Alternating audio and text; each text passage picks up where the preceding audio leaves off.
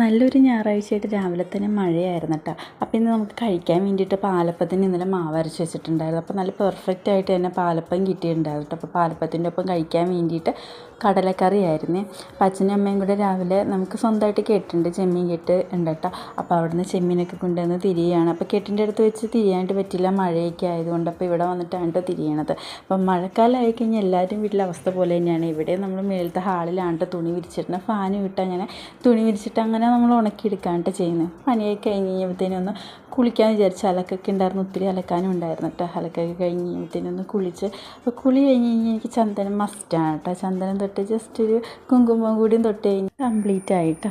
ചുടിനെ ഞാൻ കുളിപ്പിച്ചിട്ടുണ്ടായിരുന്നു. ചുടിനെ കുളിപ്പിച്ച് ആൾക്ക് ഞാൻ ചന്ദനം തൊട്ട് കൊടുത്തിട്ട് ഗോപി ആക്കൃതിയിലായിട്ട് ചന്ദനം തൊട്ട് കിടക്കുന്നത്. ആളുടെ മുടിയൊക്കെ ഒന്ന് ചീവിക്കൊടുത്ത്. അപ്പോൾ നല്ല ചുരുണ്ട മുടിയാണ് കേട്ടോ അച്ചൂടിൻ്റെ. എൻ്റെയും ചേട്ടൻ്റെയും നല്ലപോലെ ചുരുണ്ട മുടിയാണ്. അത് തന്നെയാണ് കേട്ടോ അച്ചൂട്ടിനും കിട്ടിയിരിക്കുന്നത്. നല്ല ചുരുണ്ട മുടിയാണ്.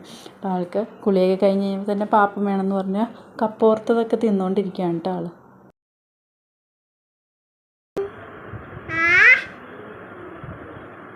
എന്താ തിന്നണേ? ഒന്തുട്ടോ തിന്നണേ?